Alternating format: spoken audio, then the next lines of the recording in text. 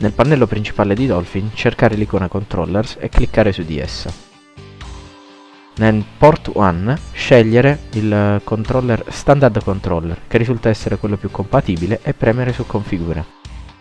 Il pannello che si aprirà sembrerà molto confusionario, ma in realtà è molto semplice. Si inizi configurando i controlli di base, così come mostrato nelle figure. Successivamente andremo a configurare Control Stick, la levetta sinistra, con le rispettive direzioni. Dovremmo avere un pannello che somigli come quello in figura. Successivamente premiamo il tasto destro su Control Stick Up e si aprirà un pannello come questo. Inseriremo adesso un comando alternativo. Da Operators selezioniamo OR, inseriamo il nostro input direzionale verso l'alto, premuto tramite il pad direzionale.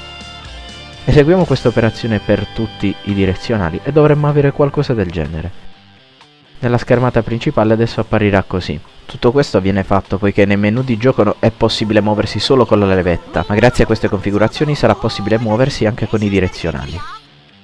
Ora andremo a configurare C-Stick, ovvero la nostra levetta destra, che però avrà degli input poco ortodossi. Selezioniamo C-Stick Up col tasto destro e inseriamo i nostri comandi L3 ed R3, button 10 con Operators AND e in seguito il nostro tasto L3 che in figura sarà button 11. In questo momento, qualora andassimo a configurare da C-Stick Down un input normale per la trasformazione con R3, creerebbe dei conflitti, quindi da Operators selezioniamo il NOT.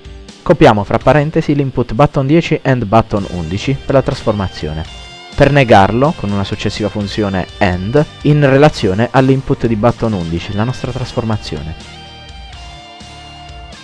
In questo modo, come mostrato in figura, avremo due efficienti input per il cambio e trasformazione, che sono rispettivamente L3 più R3 per il cambio, come mostrato per la clip, trasformazione con R3, senza alcun conflitto.